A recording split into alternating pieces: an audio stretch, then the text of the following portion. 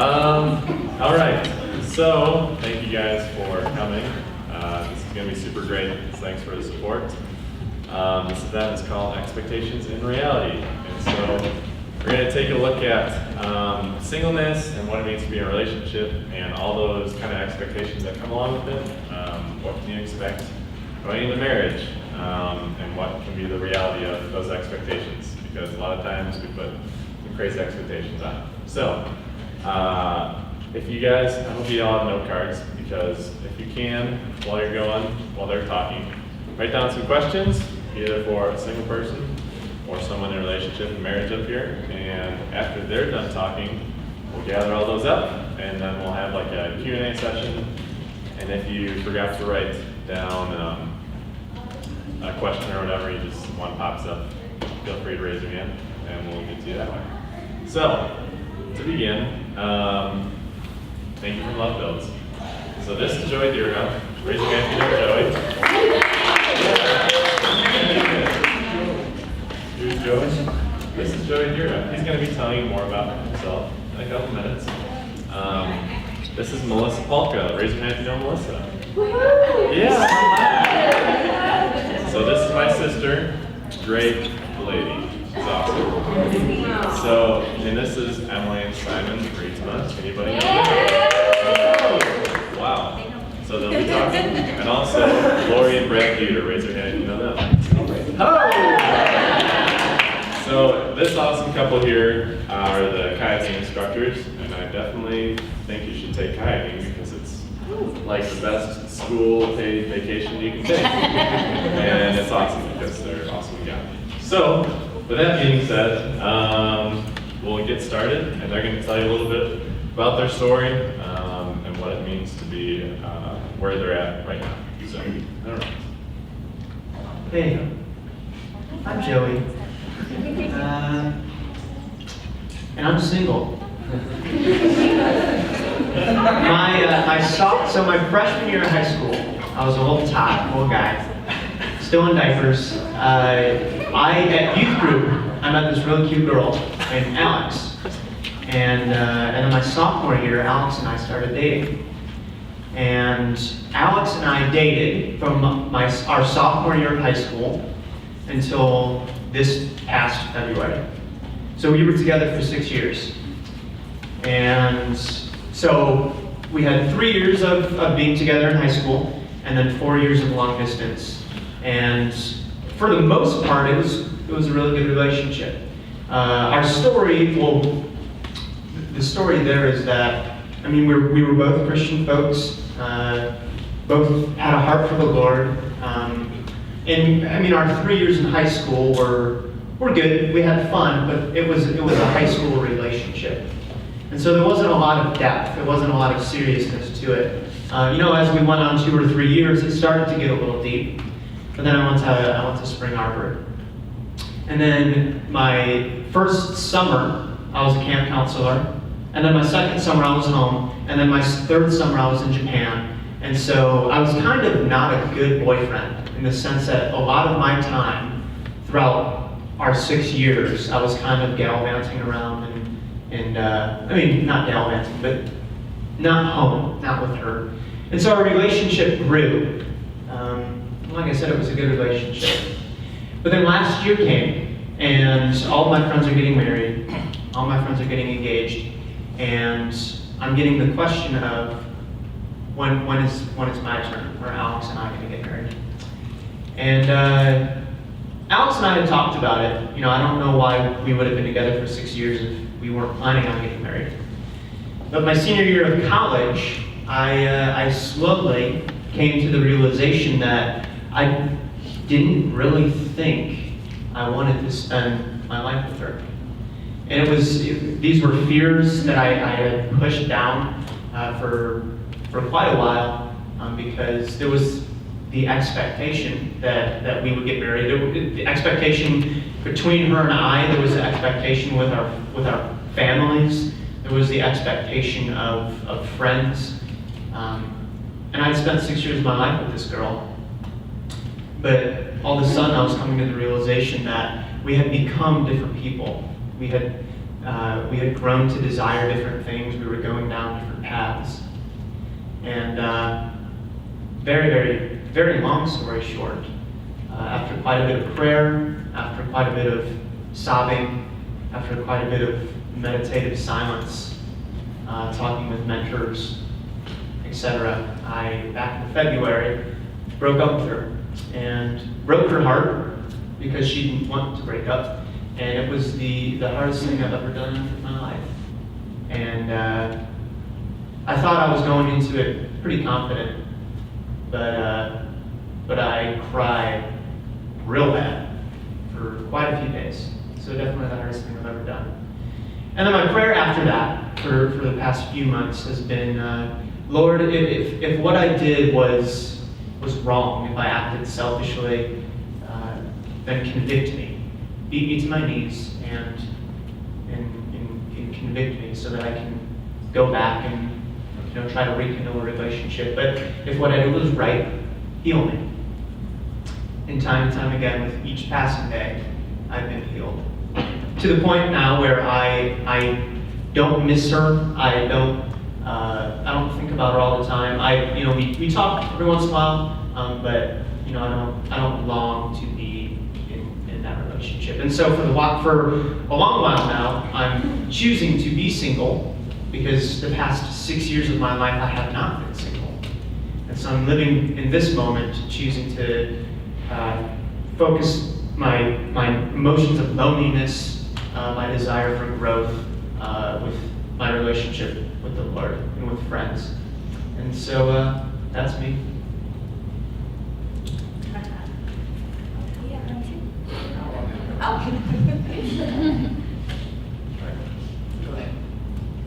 Okay, I'll go. Well, you guys don't know me, but I'm Daniel's older sister. I've probably got a decade on a lot of you guys in the room. But I have been single for 30 years. And it's more like I have a twin sister, so it kind of like plays in. Growing up, I had a lot of people compare us, and I'm a happy-go-lucky person. I love the Lord, I love going to church, and I love being around with everyone. And I never really found someone that I could see myself with. And of course, when I was growing up, it was all about the princesses and the perfect wedding.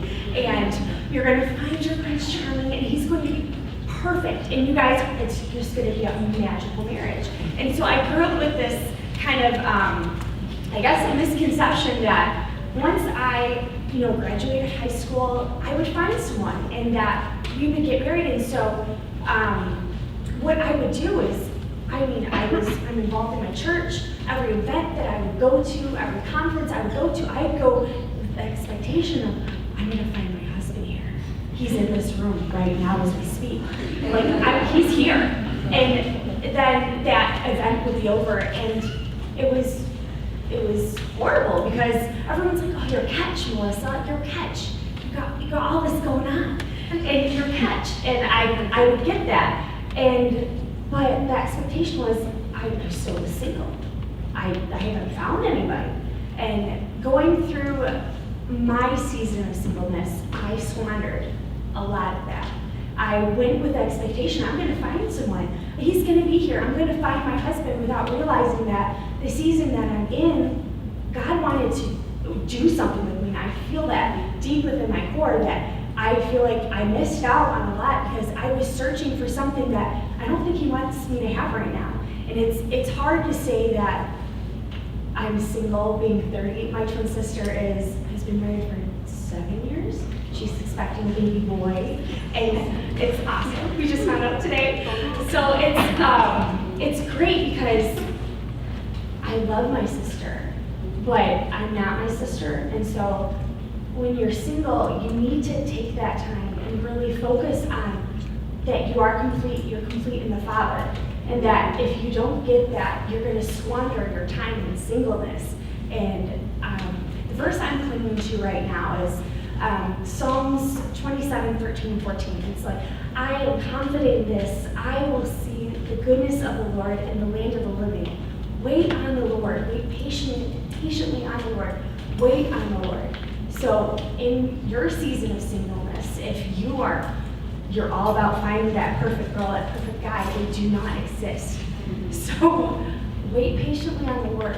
And even Paul and all those apostles, a lot of them were single and single by choice. But God says it's a good thing to find a husband. So I'm waiting patiently, and that is my story.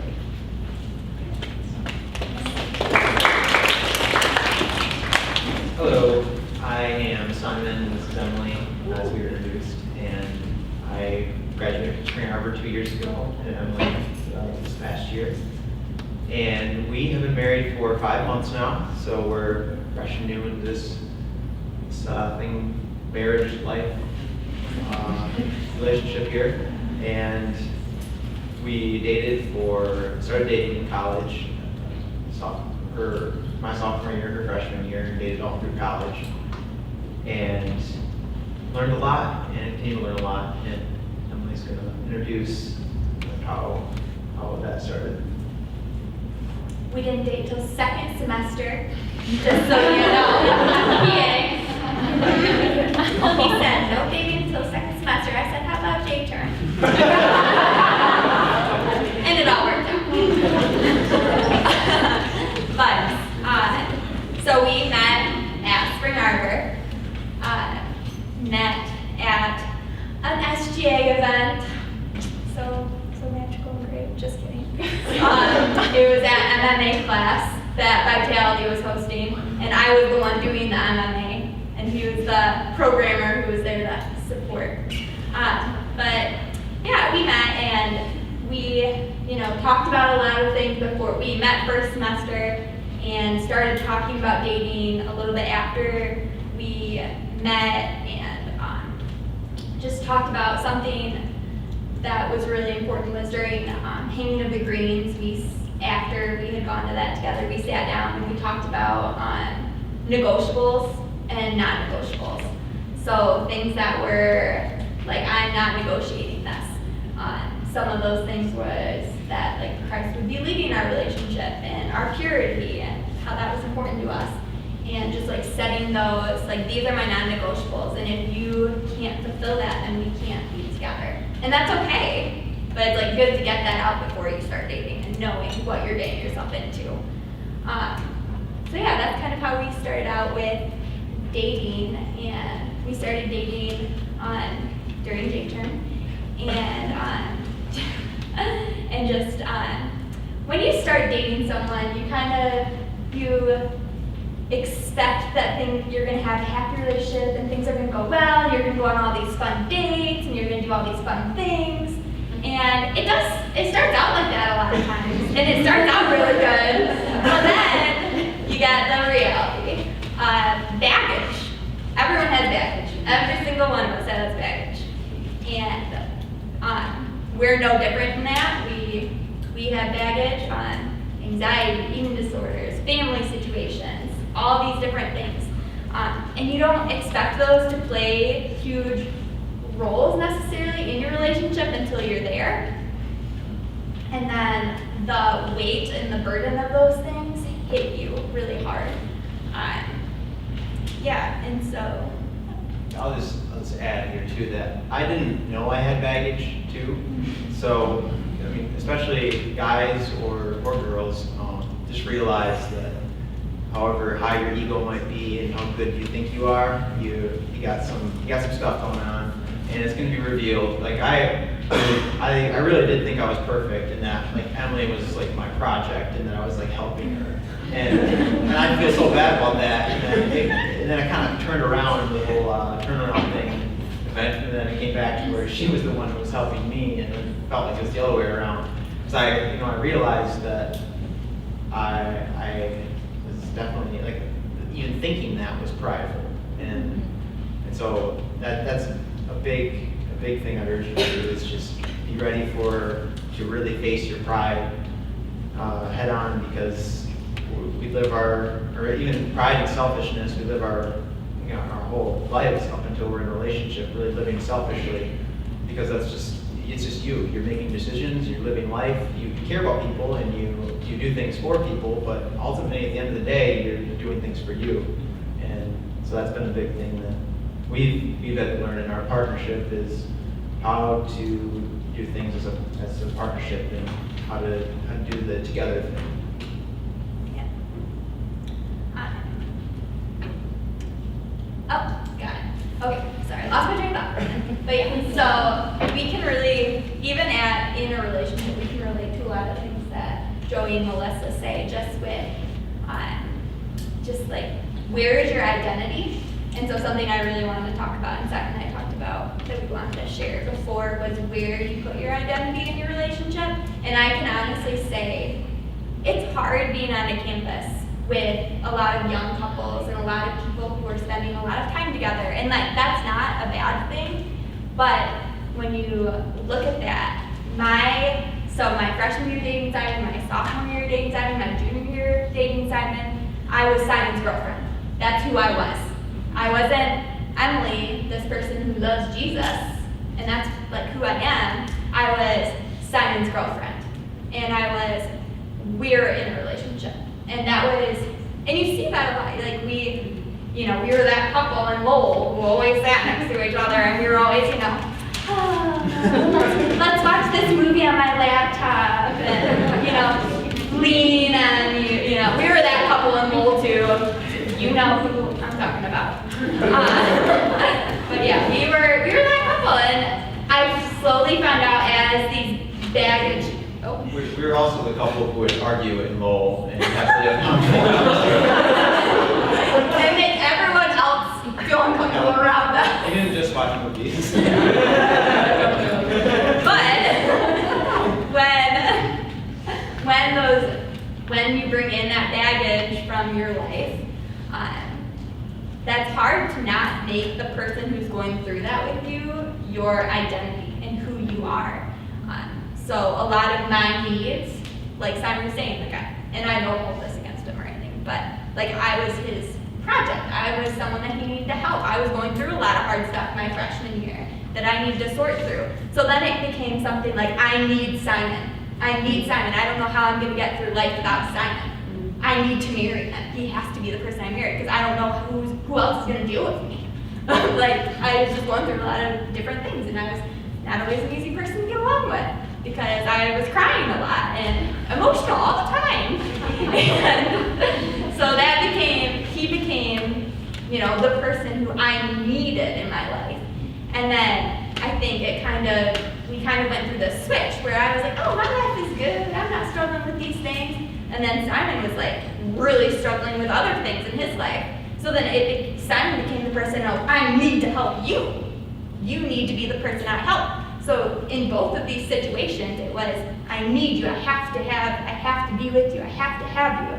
And I remember we just got to a breaking point because he was having different anxiety kind of struggles, and I just constantly felt how can I be good enough? How can I be good enough so that I'm what you need? And I remember I was just sitting there crying, and I don't even remember what we were saying, but I'm do you need me? Do you even need me? And he just couldn't answer me. And that was heartbreaking to me because I was I need you, why don't you need me? And that's a hard thing to face. So I went back to Lowell, and I just was sitting in my room, crying, and all of a sudden it was oh my gosh, we're not supposed to have each other, or need each other. I'm supposed to need Jesus. He's the one. I should be able to exist and be Emily without Simon. Simon should be an add-on to my life. He should, that's great that God provided me with a partner who adds on to me and makes me better, but I can't be Emily, Simon's girlfriend. What if something happened to Simon? Or what if Simon said, hey Emily, I don't want to date you anymore, I'm breaking up with you. Which, I'm sorry, but that could happen to anyone. One day someone could say, I'm sorry, but I don't feel like I'm supposed to be with you anymore. And when you have your whole identity in that person, and that's who you've become, is that person's partner, and that's all that's to you, that is devastating. And I remember having that realization of Simon could break up with me tomorrow. And what is Emily going to be? Because Emily's not going to be Emily might not be Simon's girlfriend tomorrow. What's that going to leave me with? And so that was when I think we both kind of went through that change of, I can't only identify with you needing me and then me needing to help you. I need to find where I need to be with Jesus and where you need to be with Jesus. And if that comes together, then that's beautiful. And that's what pushes us forward and pushes us towards the cross and pushes us towards our mission in this world together and being on mission together. But if you don't have that, then you have to know that coming together is what's beautiful. Not that you need that other person to function and to be someone. Yeah. What? You know, I just talk a lot. No, something that kind of runs its roots through all the things we're saying is that our relationship wasn't really making sense until we stopped looking to each other for those needs and that perfection and started looking to God to fulfill that. And so, like, as we talked about how, like, there's not a perfect somebody, and like there's not a perfect relationship, and there's not a perfect marriage, and we do serve a perfect God, and we do take on those attributes of God. And so, like, when Emily and I stopped focusing on each other's imperfections and like worry about whether it's right or whether we were doing the right thing or we were messing up or whatever, stopped worrying about all that and just like started focusing our attention on God, who is that expression of perfection that we can always turn to, and doing that together, and that's when our relationship really started to form a stronger bond. Oh, I just wanted to, real quick, one thing. No, I don't want to talk about the engagement thing. Oh, okay. Oh, okay. You got it. No. So, I just want to tell you that getting engaged is not everything. Getting engaged is not everything. Because so much of especially my junior year and that summer going to junior year, after Simon had graduated and I was ready to be a senior, I'm like, everyone's getting engaged. What the heck? What's wrong with me? What's wrong with our relationship? Why aren't we engaged? You know, so mad about that. Like, really. And I would like scroll through my phone. I'm like, oh, Simon, guess who got engaged today? And literally, for like 2 weeks straight, I felt like everyone was getting engaged. Like, what are you doing, God? No. And so I just want to say that was a really tough spot for me, was that I wasn't engaged in the time that I wanted to be engaged. And like, I ended up making that such a focus of our relationship that we weren't engaged, that like started to put a lot of pressure on Simon when he wasn't ready to get engaged before that. And it's just, I think it's important to be at peace and to rest in what you can learn in the season that you're in with your partner or when you're with them. Because it's not all about jumping to the next step of engagement. And I don't know about you guys, but I know a lot of girls, especially that I've interacted with here, you know, like our juniors and senior years, if you've been dating that person for a while, you're wondering, when are we going to get engaged? Like, everyone's getting engaged, it's almost that time. Like, it's gonna happen in the time that it's supposed to happen. And just be at peace with that. I literally had to delete my Pinterest board that had 5,000 pins for my perfect wedding. I know, a little piece of me died that day. Like, my freshman year roommate, she had a serious boyfriend, and then I had started dating. On Saturdays when we didn't have anything else going on, we would sit in our room, watch Say Yes to the Dress, and pin wedding things. You didn't know about that. You sound vulnerable, right? No. So, just know that that's not what it's all about, and that you need to focus on building the relationship and not having that expectation, and especially not putting that on the man, that you have to be engaged. Because I know that was something that was really hard on Simon, and it was kind of heartbreaking once we were open and talked about that with each other, and like how he felt like he couldn't marry me almost because I was putting so much pressure on just getting engaged. And just remembering that it's about the relationship and building the relationship and not just being the next person who's engaged. Thank you.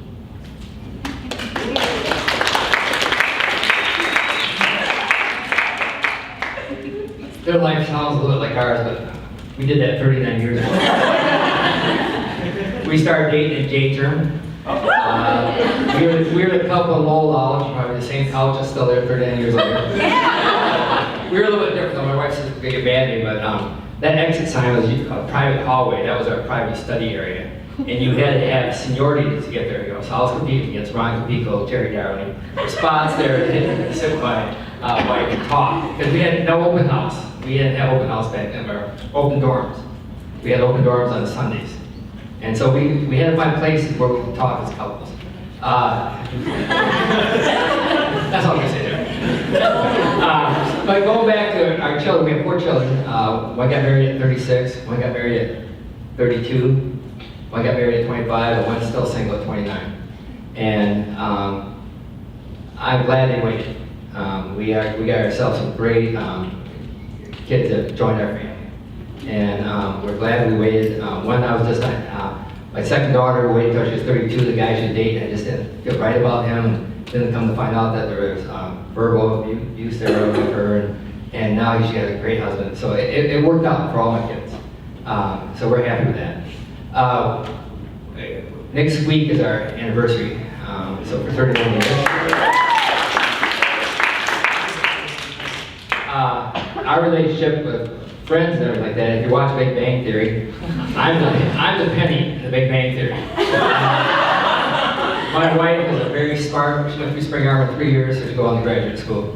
And she's a physical therapist. Our friends, one of our good friends, well, is on the board here. He's got 2 or 3 articles in National Geographic. Another friend went to your science lab and was really impressed with that. But he said, you know what? He says, the smallest lab we make is $8 million. And they go around the country making labs for $8 to $10 million. So those guys hang out with my wife. And they get talking, I just leave the room. I'm not going to be embarrassed. But no, when we were here at Spring Arbor, again, we started dating as freshmen, and we started talking about the idea of marriage, falling in love with the idea of marriage. And then we said to ourselves, wait, we got some goals. And her goal was to go to graduate school. She ended up going to Columbia University in New York. My goal was to go overseas, do my student teaching in Europe, because I love Europe. And so we said, well, let's pull off the marriage idea. So we didn't talk about it for a while. In fact, she had to bring it up again. Finally asked me if I was going to marry. We also had during that time that she was in Columbia, we wrote letters and we talked on the phone for 20 minutes once a week. So our relationship was built on letters. And the girl that went away to Columbia was a very sheltered girl. Her dad was FBI and very protected. She came to Spring Arbor, was very protected. I went to visit her in New York City and we went into her apartment and there was a kid in her apartment. She grabbed the broom and started chasing me out the window. I said, don't you dare! And she's attacking this kid. And I go, and this is my nice, quiet wife. Girlfriend at this time was beating up this kid. And he says, he's always coming to my apartment trying to steal stuff. Oh. I said, why don't you lock the windows? He knows I'll open the windows, you know. But she lived in New York City, and so when she came back, we were 2 strangers. We dated for 4 or 5 years, but she grew there, I grew in Europe. She came back to some big situations in my life. And we were back together for 1 month, and we got married. And so, you know, it was like marrying somebody new. And we just marvel at you guys, how spiritual you guys are and how depth you are. We keep saying to each other, were we that deep? And I don't think kind of shallow. Again, opinion. You know, we did that. Well, while we were at Spring Arbor, we set goals. She was in the biology, chemistry field. I was in social studies. And so basically we didn't hang out with the same people. And we didn't hang out a lot because I was in sports and she was in sports. She was following me in sports a lot. You know. was a groupie. But we would spend only about 1 hour a day with each other. I'd come in for practice, we'd have lunch, dinner together, we'd spend an hour talking to each other, and then we'd go our separate ways. And so we basically said to ourselves, hey, we want to date each other, but we don't want to be clinging to each other. And it worked out well, where we had our different groups of friends, we were never jealous of each other, our friends. It worked out really well, like that. You want to add anything? Yes. So that was kind of the dating part, and then expectations. As far as marriage goes, you kind of wanna, you think they happily ever after, and it's been a great marriage. But definitely there were some obstacles along the way, and things that we learned very, very early. Each person has their own expectations going into a marriage, and you've grown up completely different than your spouse. We had friends that the father, and one family mowed the grass, and the mother and the other family mowed the grass, and so when they got married, nobody mowed the grass because they expected the other person to mow the grass. They didn't talk until about it. they communicated. So communication is probably the biggest thing that we've found has helped us a lot. We haven't, well, one of the things roadblocks we had when we were first married is Brad coached over here the cross-country team, and I would come home from work and make dinner and wait, and he wouldn't come home. So I finally said, you've got a phone there, you can call me. We didn't have cell phones back then, but you can call and tell me you're gonna be home at 7 instead of, I'm waiting for you here at 6. And so anyway, just, you have to lay down in the beginning of the relation, or the marriage for sure, but a lot in the marriage relationship, whether what you expect out of that person, and just talk it over, and if the other person doesn't agree with you, you make a compromise. But there's a lot of things out nowadays that with you younger kids that I think you're very much into knowing yourself. I heard you had a meeting a couple months ago about the introvert extrovert kind of thing, and it's really important that you know who you are yourself, what your needs are, what your bent is, and as you're in a relationship that you find that out about the person you're with as well. Fortunately, we're both very flexible, but if one of us was more of a domineering, alpha type person, things could have gotten ugly a lot of times. But we compromise a lot, and I think it's just good to know what your bent is, and who you are in the Lord, and who He has created you to be, and develop that, because when you develop that with your spouse too, it turns out very beautifully. You make a great team. One complements the other in your weaknesses, and you hold each other up. And where I'm weak, Brad's strong. Where he's weak, I'm hopefully strong. So it's just really important that you know yourself, so that you can teach the other person about who you are and what your needs are.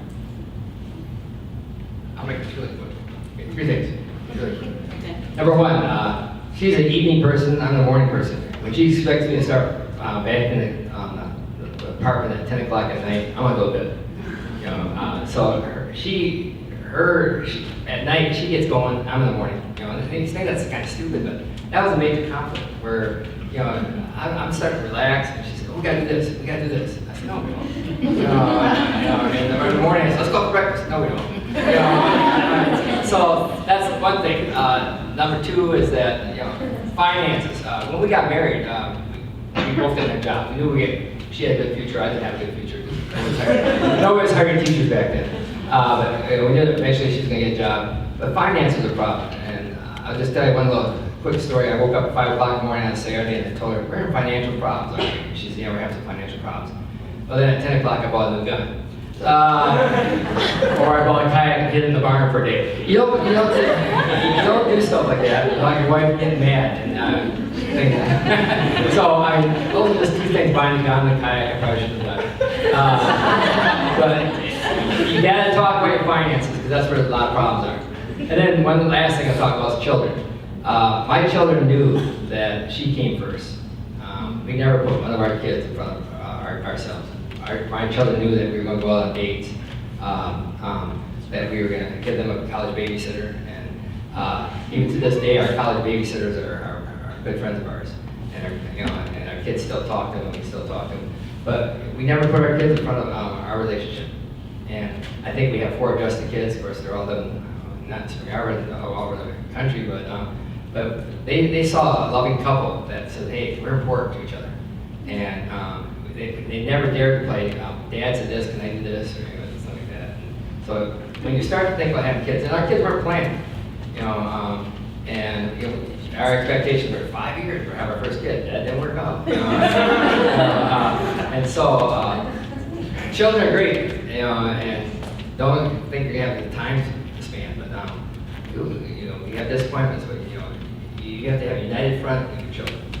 And the kids realize that when the kids see that you love each other, they'll respond better to you.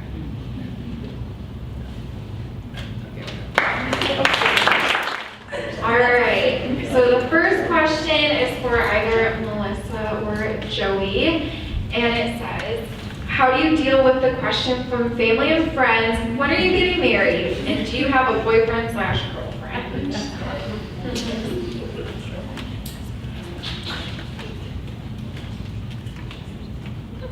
Well, I got that question. My mom really wanted me, when I was dating Alex, my mom really wanted me to get married, but my dad didn't. Because my dad's mentality is the husband provides. And at that point, I was still in college and, still playing Pokemon Go and still, but I was like, no, that's not what a husband does. I never really got that question a lot from my parents. I definitely got it more from friends of, when are you getting married? And now that I've been single since February, which really isn't a long time when you think about 6 years, I'm starting to get the question of like, so, talking to anybody? So how do I deal with that question? I answer the following. I say the following word: no. Yeah, I don't know. That's it. Well, this is still on. Hey, my parents know me, and they know that there's no one around that I would even truly. Don't date someone and become unequally yoked. Don't be stupid. Because they can say, oh, you're just so, I think you're really pretty. And flattery is fleeting, and if they're not rooted in God, don't do it. And I'm preaching to myself, don't do it.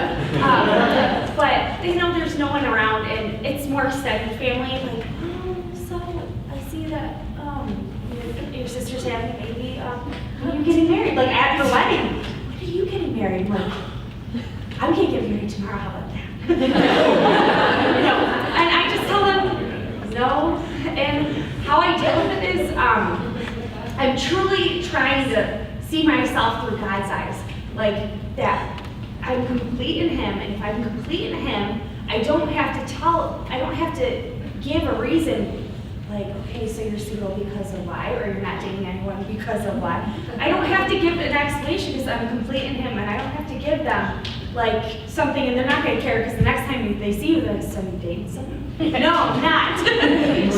But I will let you know on Facebook because it'll be it will be fireworks and everything.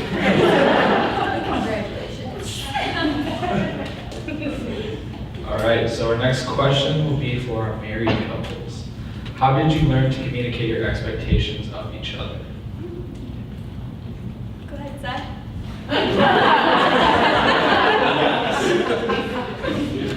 Well, for us, it just took a lot of hours of not communicating very well. And I think just kind of coming to the end of that, and just looking back and realizing, let's not do that again. But then doing that again and again and again. So it just it really, we kind of, we probably did things the hard way as far as not seeing up front that those expectations were going to be a problem, and that these feelings of selfishness and ego were not just going to go away, and that no matter how bad I want Emily to apologize, like I also play a role in everything that we do, and so it really just takes the willingness to sacrifice that pride and be able to be the first one to say, I'm sorry that we're in this situation, and that what I do hurts you, and I want to change that. And then just being honest and being open and being vulnerable, I'd say. And I think recognizing that how you grew up and how your family handled conflict plays a huge role in how you handle conflict with another person. So in my family, I grew up with 4 sisters. No brothers, 4 sisters. And our conflict was, I'm going to freeze you out, and tomorrow we'll be fine and we'll share clothes. Or we're gonna scream at each other. My house is very loud and chaotic. So we're going to scream at each other. We're going to scream at each other until this gets resolved. And then we're gonna cry and we're gonna make up and it's gonna be great. So exactly that's not how it goes at your house. But so when Zion and I would get into a conflict, I would literally sit there and freeze him out. I still do that sometimes, and I have to catch myself and be like, no, you're being rude. And I would sit there, and that's like why we were in Lowell till lobby hours closed, because we would sit there and I'd freeze him out and he's like, what are you thinking? And he's like, I want to solve the problem right now. I want to figure this out. And so he'd be like, what are you thinking? What are you thinking? And I'd just be like, I'm not talking. Figure it out yourself. Yeah. I think you should know why you need to say sorry. And so realizing that, and that your way of solving conflict isn't the best way, and just because your family solved conflict or did not solve conflict in a certain way, doesn't mean that's what you bring into your relationship, because you're going to be your own 2 people. And so how you solve conflict is going to look very different than how your family solved conflict. She told me what to do, I just did. I wish. I think too, that's where the communication beforehand comes in, and it's very helpful. But when you run into issues that are building, I too give the silent treatment, and but then you realize it's really stupid. So I learned early on that I had to be diplomatic. My dad was the kind of person that, he just said what he thought, which, we had a really calm household. Nobody ever yelled at anybody, but, and we don't either, but he always just was pretty upfront. So that's kind of how that's when it's 10 o'clock and it's time to clean the house, then that's what we're supposed to do. But like that found out, and he didn't like that. So, so then when he would bring up, it really bothers me that I can't, I'm ready when I come home from work, if you need me to do something, that's where you need to communicate your needs, because he told me it's, when I come home, if you have something you want me to do, then let me know then. Don't tell me an hour after dinner when I'm sitting down and relaxing. So you have to, and that's just the important thing about knowing your mate. And also that's where I learned to be more diplomatic and tactful and kind of come through the back door sometimes to make suggestions instead of make demands. That became my idea. Yeah, that was his idea, making things his idea. I'll just add to, we talked about the importance of like taking advantage of like the engagement period too. That's like a time, it can be a time of just preparation for the wedding, but also preparation for your marriage. So like what we read, a book called Things I Wish I Would Have Known Before I Got Married by Gary Chapman. And I don't swear by this book or anything, I'm sure there's lots of good premarital books, but it walks us through a lot of the common things that you have conflicts about, and walked us through like making lists of what our families did and what we like to do, and then just kind of compared and talked about them out of conflict, so that when so we can kind of avoid as many conflicts as we could that way, and that just made our transition to marriage less fluid. All right. What has been a major pro in being single, or your favorite part?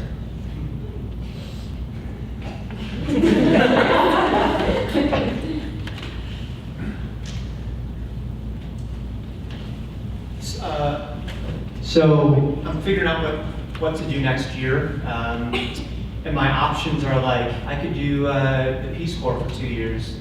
I could go to Japan for 3 years. I could go to school in Seattle.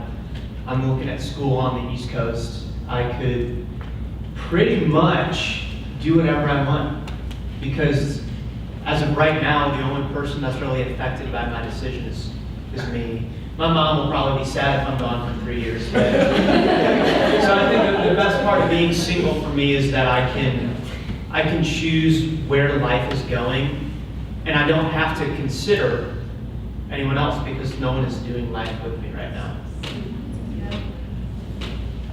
Definitely have to agree on that. And you save money because you're not.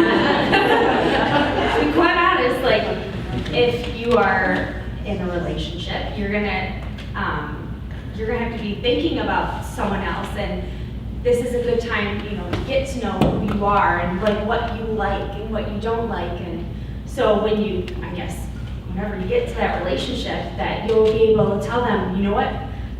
I don't want to go to a bar. I don't want to go to do this. I don't want to go there. This is what I like. And so you'll be able to tell them without being like, I guess we could go there. I don't know. And you can be open with them and like doing whatever you want. Like you can go do stuff.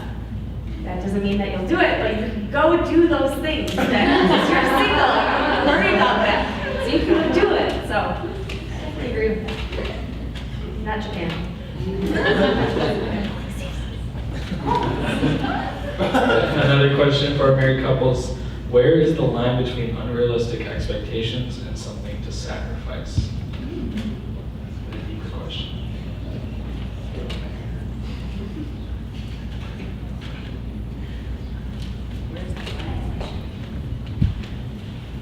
I think when you're looking at your expectations, and like things to sacrifice, do you mean like in the dating period, like your negotiables and non-negotiables type things? Because that kind of, so if you're thinking of it that way, then think like, is this going to matter in 5 years? So is his relationship with Christ going to matter in 5 years? Yes, it is.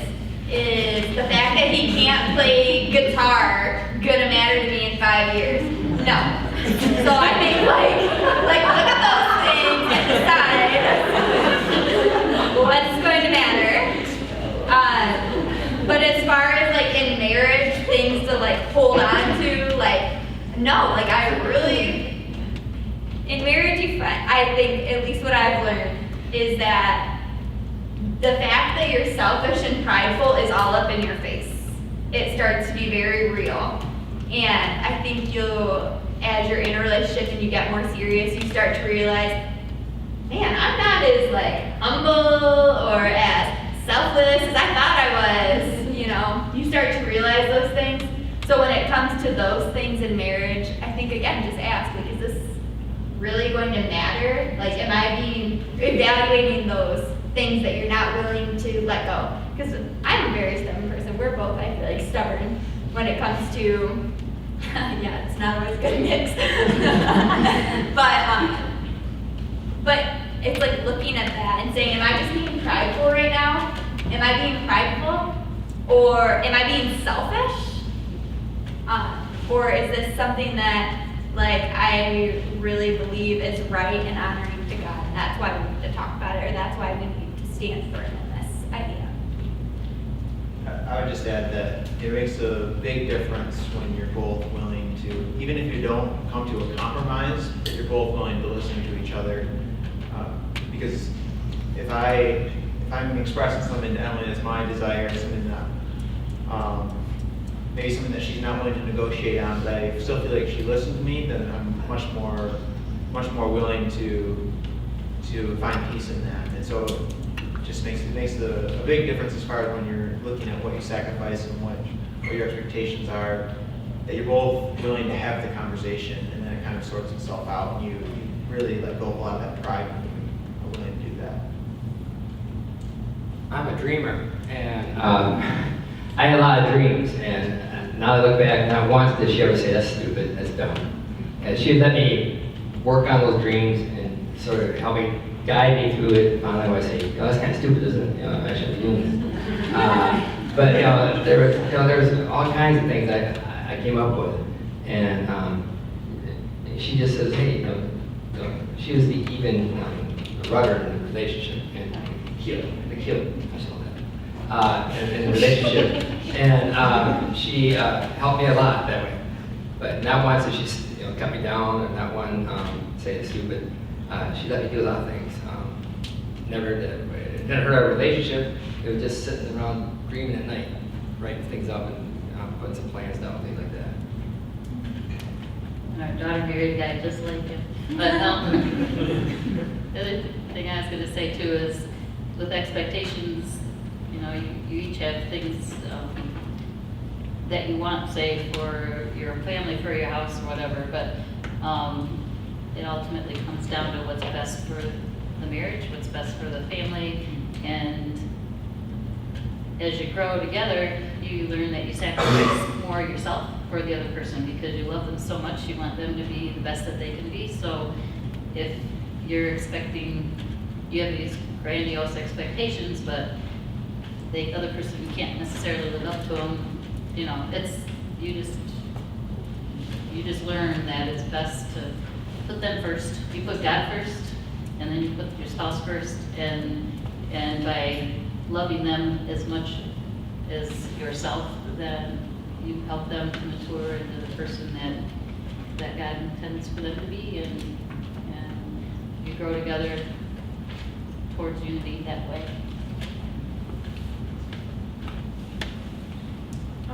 What did you expect going into marriage when it came to pursuing Christ, and what actually happened?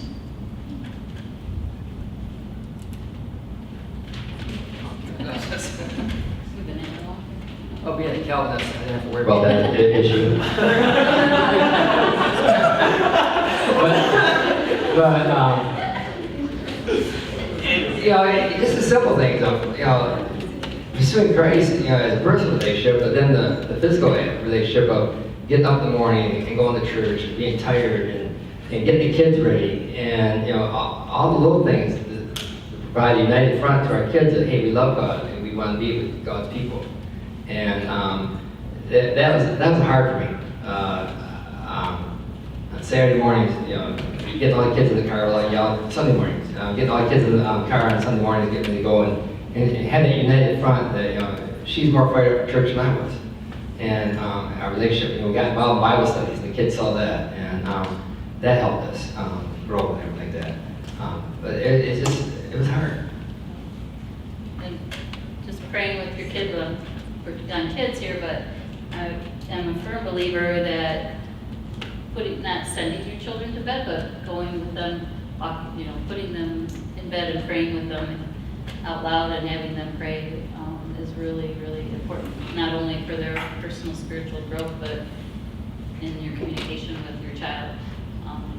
But the kid, as far as children go, they catch what they see from you, as opposed to, you can teach them or tell them things, but what they learn is what they see. So the consistency of, we've always made it a priority to be in church, to be in a cell group, to learn and grow with our friends and develop our making God number one in our marriage. And there have been umpteen zillion things that answers to prayer that we've had. Just we look back and it's like, wow, God was really there working, and we didn't really even know it at the time. But that's really been wonderful to see that.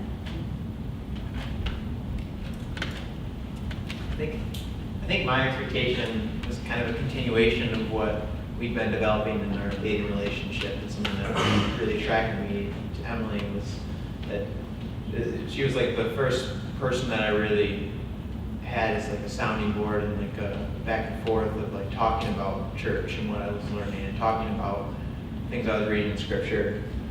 And so we started doing that when we were dating, and I expected our marriage to be like a build off of that, because now we're like completely united in that front, and we're with each other that much more. And it really has been that, and it's that way because we prioritize it. We prioritize going to making sure we're back for church in our community group on weekends when we travel, and making sure that we're open to conversations afterward, and that we're talking. On the way here, she was telling me about one of her devotion today and how impactful it was, and we're just sharing that. I think so. That was in the sense of if you make it a priority and you're both equally yoked and you're both aligned in that being your foundation of your marriage, then that's an expectation you really can count on each other. And being equally yoked doesn't mean that he believes in Jesus or he believes in God. Just so you know, equally yoked means you're in the same place and you're helping each other grow. So just something to think about. Not every guy who's a Christian should be your boyfriend, and not every girl who's a Christian should be your girlfriend. Just wanted to add that. All right, so we're gonna do a couple more questions. If you guys have to go, you can. But I have another question for the singles. So how do you be content in your relationship with God when at the same time you're longing for a relationship with somebody else?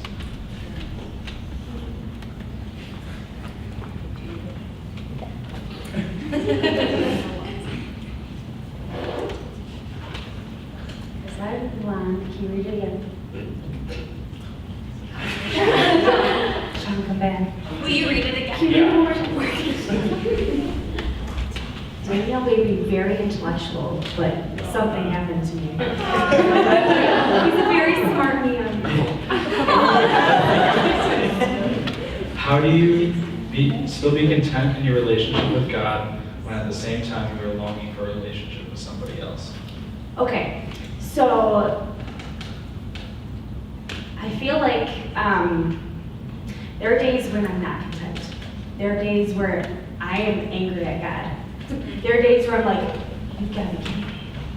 I read another person's getting engaged. Great. I'm really excited for them. Can you tell God? And I get angry with him, and I argue at him. And he just says, you know, I created you the way I created you, and I created you for this time. You need to trust. And then I'm still learning this, that you have to trust that even though you can't see where your life is going, but trust that I'm leading you there. And that there's days where you're not content. But the days that you are content, you don't even notice, like, I'm not in a relationship right now. I don't notice that person across the way with their boyfriend, and they're so cute. But there are those days where you're like, oh wow, God, you feel full, and you have to focus on Him. Focus on your relationship with Him. Like, kind of like date God.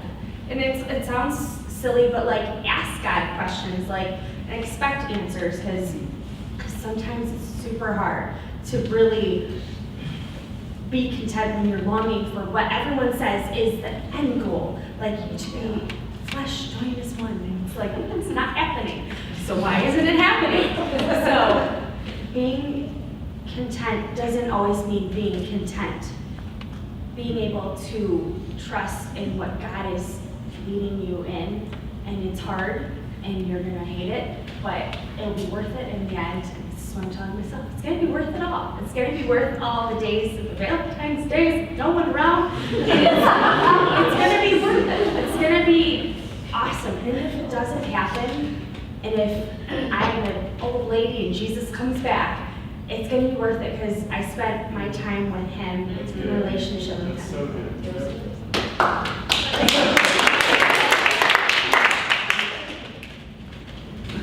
Yeah, for me, I almost am more content in my relationship with God because I'm single. Because for the first time in 6 years, I just feel really stinking lonely, like all the time. Because I go from being in this relationship where I really we know each other deeply, and now there's no I'm by myself, and then I'm living over in the Villages in the RD apartment, which is really good, but it's a 2-bedroom apartment, and I go from 4 South, where the community is super rich, where you can find anyone, have great conversations, and now I'm living by myself in this apartment, and it's cold and lonely. And so like the theme of my life as of late has been loneliness. And I don't know, I'm not enjoying it, but I'm very grateful for it because I'm learning that I very frequently feel lonely, but I know that I'm not alone. And so I'm more and more content in the Lord because I know that while God might not kiss me like a girlfriend or a wife would, I know that the fulfillment, that's a beautiful image, isn't it? Like the fulfillment that I have knowing that my relationship with the Lord is ever present, will never change, will only get better, helps me be more content in my loneliness and in my singleness. Okay, this question's for Emily. What did it look like to get your identity back while still dating Simon, and what was that process for you? Okay. So this actually how I felt like I got my identity back was I actually, after that difficult night where Simon almost broke up with me and I was like, ah! And I was like, I should go back to my dorm because I was so afraid of him breaking up with me. Yeah, it's okay. It's kind of funny now. But I remember going back and just being devastated that I was so devastated that if we would have broken up. And I'm like, what? I kind of felt God shake me and be like, Emily, what the heck? Why are you so, I was literally, and this is so embarrassing to say this now, but I was hyperventilating. I was like, what am I gonna do? And it's that's so embarrassing. The fact that I was so invested in him and that was all I was like, man, girl, get a hold of yourself. But I literally remember, and Simon and I were talking about this at dinner tonight. I vividly remember the next morning after that, I texted him and said, so are we going to church together tomorrow? Because we always went to church together. And I was like, well, I don't know where we are, so. And he's like, yeah, we can. I'll meet you there. And I'm like, okay. Okay, period. Because this was all over text. and so, but I remember waking up that morning because I can relate to that feeling of feeling utterly alone because my roommate was in India on her cross-cultural, my best friend was in India on her cross-cultural, and my other best friend from my freshman core graduated early. Then my other best friend was in Guatemala. So I had nobody who I could deeply talk to about this, oh my gosh, I don't know who I am anymore. And so I remember waking up that morning and getting ready and literally just falling on my face and crying and saying God, I'm sorry, but I don't know who I am anymore. Show me who I am. Show me who I am. And it just it's and this might not always happen with everybody, but it was a click, oh my gosh, you're not just Simon's girlfriend, Emily. You need to find out who you are besides just being Simon's girlfriend. So we went to church together, and then it was a conversation between both of us. And I remember the exact place we were sitting in the DC, and like the weather, what I was wearing. I remember that day vividly because it was a huge step in my faith. Because I said to Simon, I realized this morning that my whole identity is you. And I said, I don't want my identity to be you anymore. And I was like, maybe we should just take this week to breathe. And I'm like, how about we just not text each other, like not really like plan seeing each other, because I need to find out for this week. And I like really felt that on my heart too. Like God was saying, like, I'm gonna give yourself a week to breathe. And it wasn't like we were on a break, on Friends, we were on a break. It wasn't one of those. But I was just like, I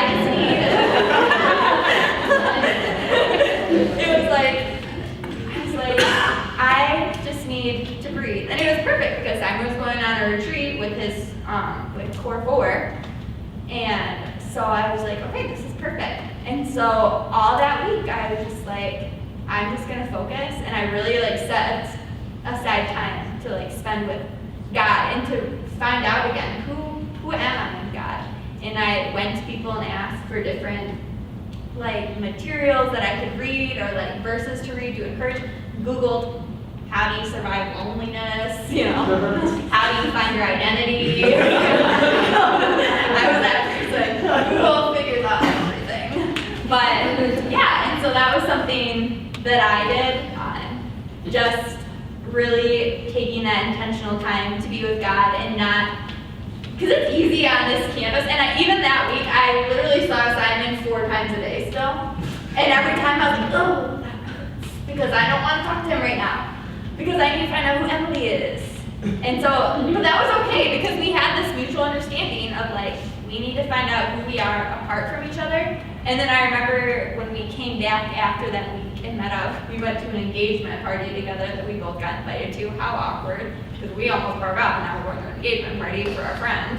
But I remember after that, like sitting and talking with him, and I'm like, Simon, like I feel like I'm starting to find who I am again. But I need like one day a week where I'm not like seeing you and where I'm not texting you and I need that day to focus on my relationship, specifically with who I am in Christ and not who I am with you. Because it's easy to spend your whole time with the person you're in a relationship with, especially here. It's not that big of a campus.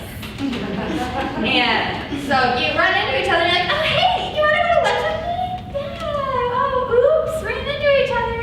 But it's like, no, find your quiet time, find your space where you can talk to God, and your relationship with God shouldn't be just what you're learning with your partner, or what you're learning with that should not be your only relationship with God. You should have your individual relationship with God, and like I said before, and when that comes together, that's beautiful. But, thank you! I'm feeling an amen over there.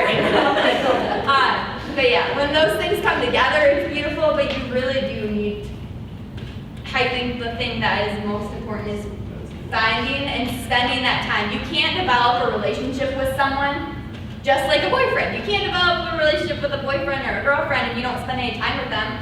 How are you supposed to develop a relationship with God and find your identity in God when you're not spending time with Him, you're spending time with your boyfriend or girlfriend all the time? So that's prioritize. You know your priorities by the time you spend.